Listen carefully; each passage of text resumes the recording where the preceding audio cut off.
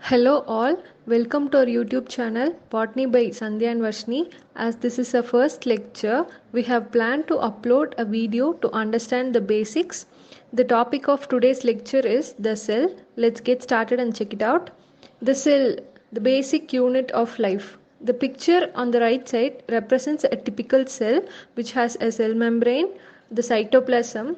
In the cytoplasm, a region of nucleus is found. Inside the nucleus, thread-like structures called chromosomes are present. Within the chromosomes, the genetic material DNA is located. Let's see about the cell and components of cell briefly. A cell is a structural and functional unit of all living organisms. That is, starting from the unicellular paramecium to a multicellular human being, all the organisms are made up of cells.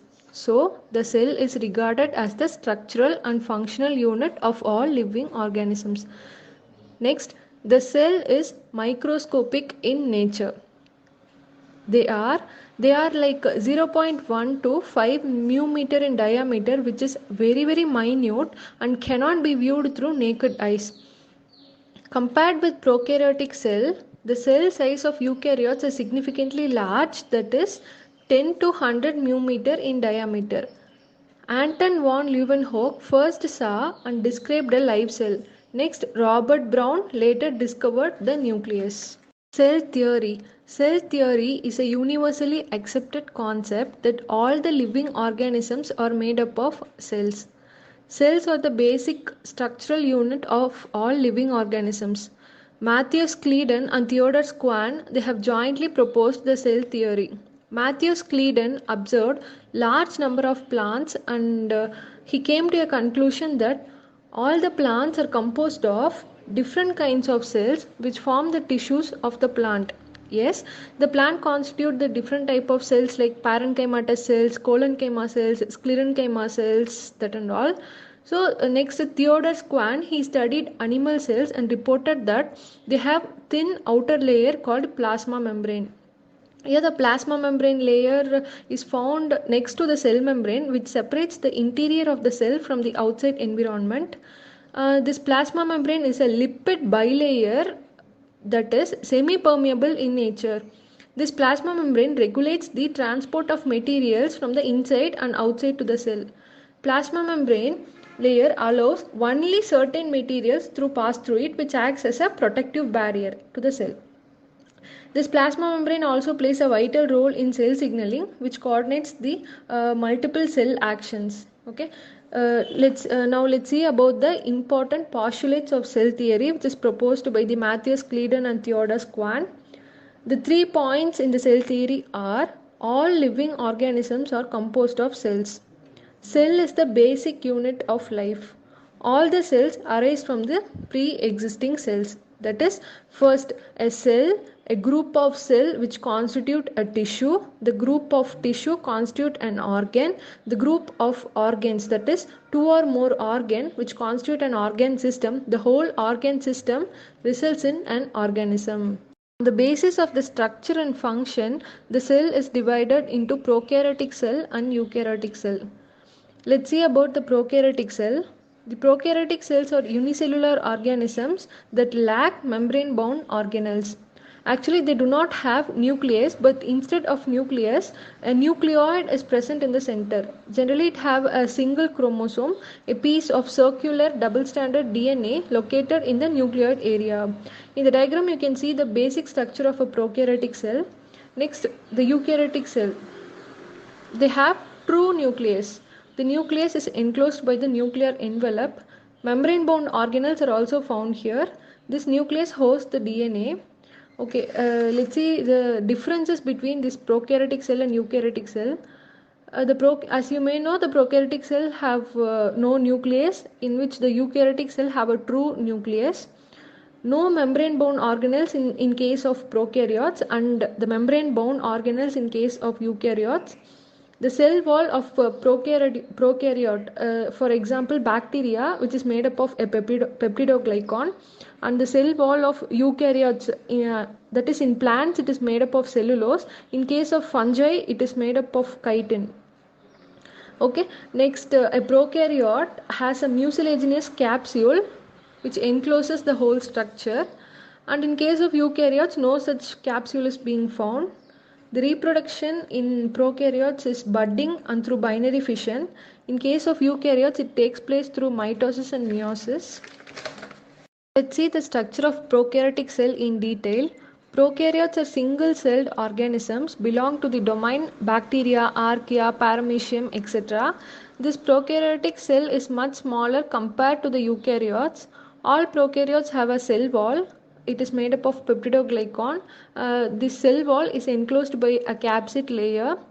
Prokaryotes often have some protrusions on their surfaces. Flagella, pili are found on the outer surfaces which assist in locomotion. In case of reproduction, the sex pili act as a bridge which help in DNA exchange between two bacteria. These prokaryotes have single circular DNA called plasmids.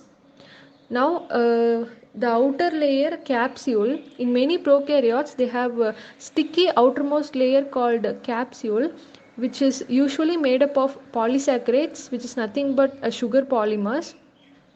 This capsule helps the prokaryotes cling to each other and to the environment. This capsule also acts as a protective layer to the bacteria or the prokaryote. Next, the next layer is cell wall. The cell wall of bacteria is made up of peptidoglycan. The cell wall in the bacteria may vary depend upon the gram positive or gram negative bacteria. The thickness in the cell wall may vary according to it. The next layer found is plasma membrane. Under the cell wall lies this plasma membrane, which is a phospholipid bilayer structure.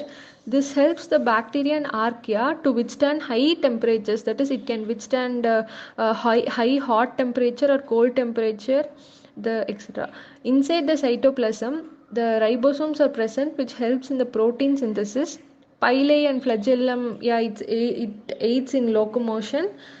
Plasmid is also found. Plasmid is a circular DNA which is being found here, and that's about the prokaryotic cell structure. Next let's move on to the eukaryotic cell structure. Like prokaryotic cell, eukaryotic cell has also a plasma membrane, a cytoplasm, ribosomes, that and all. Other than that, they have a membrane bound nucleus, and numerous membrane bound organelles are found in case of eukaryotes. Now let's see them in detail. It has a true nucleus. Eukaryotic, the name itself denotes that U means true nucleus. Yes, centrioles, vesicles, endoplasmic reticulum, mitochondria, ribosomes, Golgi apparatus, lysosomes are being found here. You can see this in the diagram. The eukaryotic cell have two structures, that is the plant cell and the animal cell. The basic differences between the plant cell and the animal cell can be seen through this diagram. You check with it.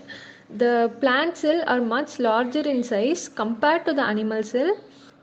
In the plant cell, the cell wall is present, and in the animal cell, there is no presence of cell wall. In the case of plant cells, nucleus is found on the side, but nucleus is present in the center in the case of animal cells. Only one vacuole is present in the plant cells, and many vacuoles are seen in the animal cells. In the plant cell, it can synthesize its own nutrients, and the animal cell cannot synthesize its own nutrients. In this slide, let's see about the cell organelles in detail. First, the cell wall. The plant cell wall is generally arranged in three layers, that is the primary cell wall, middle lamellae, the secondary cell wall. Primary cell is situated close to the inside of the cell. It is the first formed layer of the cell wall. Then the cell wall is mainly made up of cellulose in plants. The cell wall will stretch with the help of cellulose in the time of growth. Next, the middle lamellae.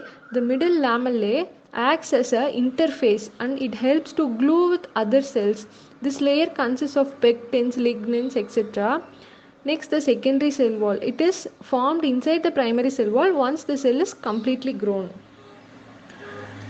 Next structure is nucleus. This nucleus structure contains a nuclear membrane, nuclear plasm, chromosome, and nucleolus. The nucleus is a double membrane bound structure. It communicates with the remaining of the cell through several openings in the nucleopore region. The function of the nucleus is it controls and regulates the activities of the cell. The nucleus, it has the genes within itself which contains the hereditary information from. Next one is lysosome. Lysosomes have simple structure. They are mostly sphere in shape. Inside a cell, numerous organelles function to remove the waste. One such organelle involved in digestion and waste removal is lysosome. Lysosomes contain digestive enzymes also. It helps in the removal of dead cells. Next, plastids. Plastid is a double membrane bound organelle involved in the synthesis and storage of food. Commonly within the cells of photosynthetic plants, plastid is being found. A plastid containing a green pigment is chloroplast. Now there are different type of plastids found. Protoplast. A protoplast, which is nothing but a plastid which is grouped into several such plastids. The type of plastids are leucoplast, etioplast, amyloplast, chromoplast, elioplast, proteinoplast and chloroplast. Now let's see the functions of all such. Leucoplast, synthesis of fatty acids and amino acid. Okay, etioplast, this act as a precursor of chlorophyll. Amyloplast, amyloplast helps in storage of starch and sugars. The chromoplast, it helps to generate the pigment synthesis and storage of foods. Elioplast, storage of lipids and oils in its layer. Next, proteinoplast, this is a site of enzyme activity. Chloroplast, the chloroplast, which is a green color pigment which aids in photosynthesis and lipid synthesis. Okay, next one is vacuoles. Vacuole is a membrane bound organelle which helps to maintain the water balance within the cell. Vacuoles form 75% in the plant cells. If the pressure increases within the vacuoles, it increases the size of the cell. In some situation, it also results in burst of the cell also. Next structure is Golgi apparatus. It is a series of flattened sacs, usually curled at the edges. You may see in the diagram. It is involved in the secretion and intercellular transport of molecules. Next, Golgi is responsible for transporting and modifying, packaging proteins, lipids and deliver them to the targeted site. This is the function of Golgi apparatus. The next structure is endoplasmic reticulum. These are network of interconnected membranes found attached to the nucleus of the cell. The endoplasmic reticulum is of two types, rough endoplasmic reticulum and smooth endoplasmic reticulum. The ribosomes are usually found attached to the rough endoplasmic reticulum, and there is no ribosome in the structure of smooth endoplasmic reticulum. This is the difference between the two endoplasmic reticulums. Next structure is ribosome. These ribosomes are found in all the cells, both in prokaryotic cell and eukaryotic cell. Except in the sperm cells and RBCs, they are present in all the type of cells. These ribosomes are found attached to the endoplasmic reticulum. Ribosomes are the site of protein synthesis. The diameter of the ribosomes is 10 nanometer. Okay, then the mitochondrial structure. Mitochondria are membrane bound organelles that generate most of the chemical energy needed for the biochemical reactions of the cell. The biochemical reactions is that is the ATP. The chemical energy is stored in the form of ATP, that is adenosine triphosphate. That's why mitochondria is known as the powerhouse of the cell. Okay. Next, centrioles. Centrioles is a cylindrical organelle which is composed mainly of proteins called tubulin, which looks longer in size. The main function of the centrioles is they produce cilia during interphase and spindle fiber during cell division process. That's all about today's lecture. We have learnt about the plant cell and its structure briefly. The next topic would be about plant physiology. To understand the basic concepts of plant relation, one must know about the basics of the cell. That's why we have decided to upload this topic as the first lecture. If you like this video, please subscribe to our channel and show your love. Thank you. I will meet you in the next lecture. Until then, it's Varshni signing off.